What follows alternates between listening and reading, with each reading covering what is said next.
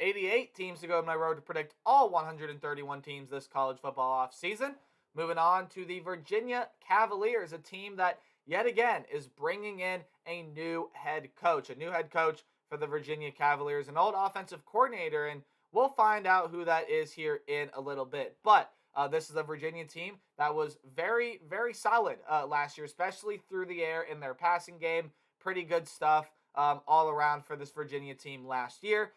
But this Virginia team has played for an ACC title before after their head coach stepped down for personal reasons. Bringing in this new head coach, is Virginia going to be able to contend for an ACC title in 2022? Or is this going to be just maybe your average solid football team this upcoming year? What's up, Tailgaters? My name is Tailgate Nate, and welcome to my channel. I'm predicting all 131 teams this college football offseason, and that means I'm doing your favorite teams. So go ahead and hit the subscribe button, ring the bell, so you know when that video gets uploaded. And to fans of Virginia, but fans in general, but especially Cavalier fans in this video, you guys are going to know this team a lot better than me. So if you feel like I missed something, you want to add something, anything of the sort, leave it in the comment section down below, and I'll be happy to read through them. So, Cavaliers 2022, let's get into it. But they are my 9th ranked team in the ACC coming into the 2022 college football season. Of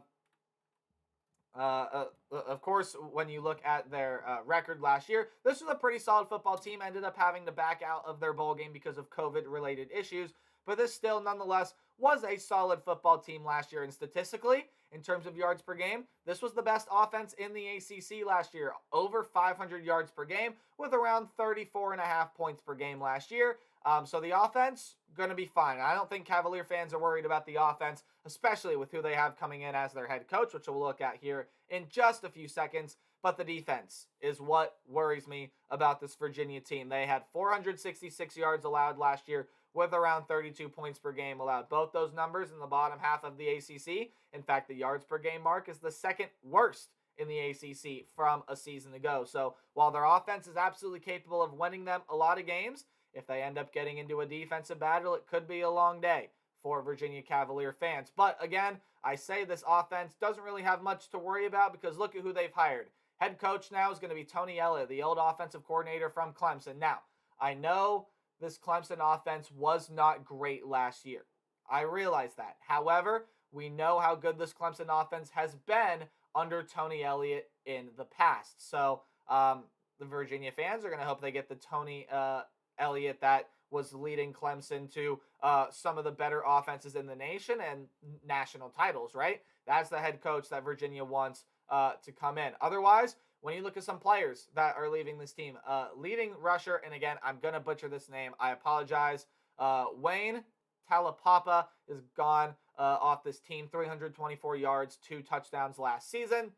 Yeah, again, this team did not rush the football a lot, only around 120 yards per game last year on the ground, but you still lose your leading rusher from a season ago. Also, wide receiver Rashawn Henry is gone. He had 603 yards and 3 touchdowns for this team last season. When you're looking at tight end too, Jelani Woods, and that's a huge loss. Jelani Woods was one of the more underrated tight ends in the nation, had 598 yards and 8 touchdowns a season ago, and he's gone off this team. Couple guys on the defensive side, Mandy Alonso, who had 3.5 sacks last year. Noah Taylor, who also had 3.5 sacks last year, was also your third leading tackler from a season ago. Elliott Brown, West Weeks, Joey Blount, who had 86 tackles and 3 interceptions last year, and then Nick Grant, who led the team with 9 passes defended in 2021. So you're losing some key guys on the offensive side, Woods, Wayne. You're also losing some key guys on the defensive side, like Alonzo, a pretty solid pass rusher, Taylor, a pretty good tackler, Blount and Grant, 2 guys in the safety and cornerback positions respectively that were pretty solid for this team a year ago. But even though Bronco Mendenhall has stepped away from this team, Brennan Armstrong coming back. So Bronco Mendenhall, of course, was that coach. I don't know if I mentioned this already, but Bronco Mendenhall was that coach, and he stepped down for personal reasons, and that's why Tony Elliott is here coaching this team. So sorry if I didn't mention that before, but I mentioned it now. When you look at players coming in, Brennan Armstrong, the starting quarterback from a season ago, is back, and what a season he had last year. 4,449 yards, 31 touchdowns, and 10 interceptions, was rocking a 65% completion rating, throughout last season as well. So if you can cut back on the interception numbers, this can definitely be, or he can definitely be one of the better quarterbacks in the nation, at least statistically, and with who he has coming back at the wide receiver position. Guys like Dontavian Wicks, who had over 1,000 yards last year and 9 touchdowns, and Keaton Thompson, who can kind of do it all. Wide receiver, running back. He's been described by the coaching staff before as what position does he play? They tell everyone he plays football. He can play some defensive sides as well. All around good player, had 990 receiving yards for this team last year. He also returned guys like Billy Kemp and Dakota Twitty coming in for this team as well. So definitely some good talent all around for this team. When you look at the running back position, again, I know this team doesn't run the ball a whole lot, but Brennan Armstrong was that second leading rusher last year. Otherwise, Mike Hollins, Cody Brown, couple names to watch out for in the backfield. On the defensive side of the ball, Aaron Faumui. Again, I probably mispronounced that name a whole bunch. 23 tackles in the sack last year. Cameron Butler also coming back. Leading tackler Nick Jackson, who had 117 of them with 2.5 sacks, is coming back, as well as Hunter Stewart. And in the defensive back position, Anthony Johnson, who also had 3 picks a season ago. Antonio Clary and Darius Bratton. A couple other guys that are coming back for this team as well. So all in all, pretty solid talent on both sides of the ball for the Virginia Cavaliers. As we take a look at the Cavaliers' schedule, it starts out with a home game in non-conference against the Richmond Spiders. Move on to a road game against the Illinois Fighting Illini, and I think that's going to be a fairly interesting game to watch. I can't wait to watch how the Illini and Cavaliers match up in that one. Then a home game against Old Dominion, and then way down the line, a home game as well against Coastal Carolina in the second to last game of the season. When you look elsewhere in conference play, you got road games against Syracuse, Duke, Georgia Tech, and Virginia Tech to cap off the season. Home games against Louisville, Miami, North Carolina, and Pitt. So let's dive in to Virginia in 2022. And this is a fairly interesting schedule. So, of course, the non-conference game that jumps out to everyone is going to be Illinois. But it also could be that Coastal Carolina game. Again, Coastal Carolina, while they're losing a lot of talent off of some teams in the past, they've proven that they can still be a good team. And they're a very well-coached team, and they play hard. And that's a Coastal Carolina team that I would watch out for if I were Virginia. That's definitely going to be a dangerous team, a dangerous game, especially late in the season when you have them at home before you got to go on the road in Blacksburg to play your rival. So this is all definitely very interesting non-conference. And then on the road, of course, against Illinois. That's a team under Brett Bielema that figures to be trying to get it going in 2022. And absolutely a team that can push towards bowl contention. And that's going to be a crucial game right there for Illinois and Virginia to see who wins that game. I'm going to favor Illinois. It's in Champaign. Virginia's got to go on the road to play that one, but Virginia's got the talent to win that game there as well, so would not be surprised. Otherwise, when you look at their conference slate, I mean, their home games here are definitely a lot tougher than their road games. I mean, you got to go on the road against what I think are some of the bottom teams in the ACC, on the road against Duke, on the road against Georgia Tech, on the road against Syracuse. Watch out for the games, though, because they can be tricky playing them on the road.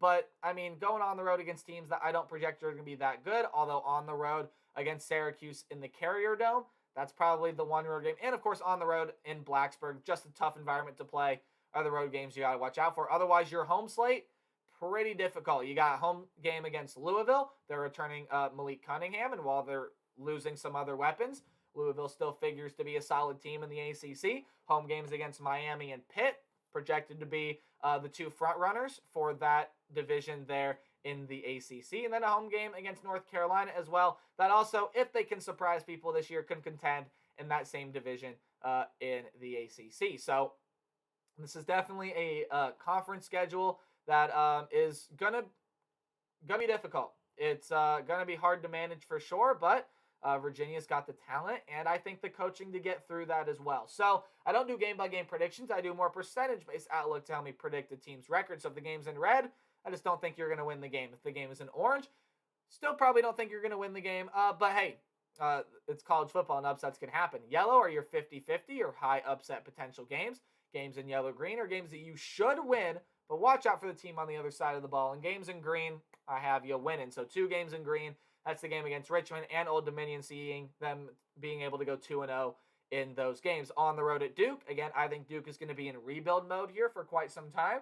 And I think that is absolutely a game that Virginia can go in and win more than comfortably, in my opinion. Also, that game against Coastal Carolina is really like a fringe yellow-green yellow game for me for Virginia. If you want to put that game in yellow, I'm not going to argue with you because that's a Coastal Carolina team that can fight.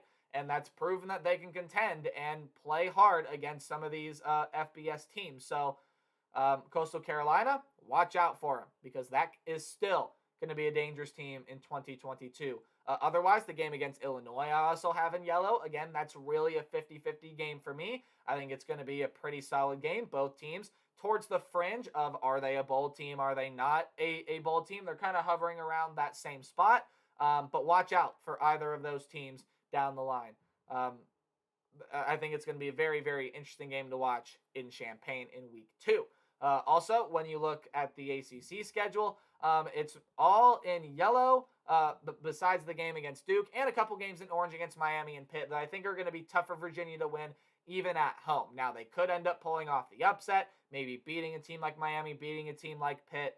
But those are two teams that I think are going to be fairly solid and I think are the two front runners in this division in the ACC. So definitely got to be wary of those teams there. Otherwise, across this conference schedule, on the road, again, in Blacksburg against Syracuse, those are going to be two very hard games to win, yes. But they're winnable games, absolutely. And then games at home against Louisville, North Carolina, those are two teams that figure to, again, be pretty solid teams, not necessarily contenders in their division, but teams that are supposed to be pretty solid in 2022. On the road against Georgia Tech, possible trap game, watch out for that. But otherwise, guys, this is a Virginia team that's got a lot of offensive talent coming back. Of course, with Brennan Armstrong coming back, Dontavian Wicks, Keontae Thompson, Billy Kemp, et cetera, et cetera. So you got some running backs in that room there as well. And a lot of defensive experience coming back.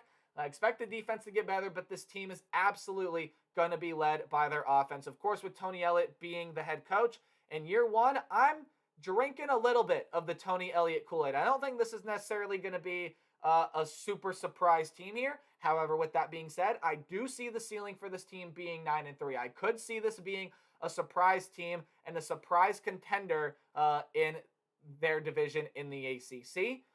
However, I see this team more realistically going 6-6. The offensive talent is there, and while the defense definitely needs some work, it's not out of the question for this team to make a bowl game. I think it's pretty simple to find 6 wins on the schedule, and even though I might be leaning the way of Syracuse or leaning the way of Illinois in those road games there, I think finding 6 wins on the schedule, not too far-fetched. So I got the Virginia Cavaliers going 6-6 in 2022. Give Tony Elliott a couple of years, and this team maybe can start to push for another another berth in the ACC championship game. So that's going to do it for the Virginia Cavaliers.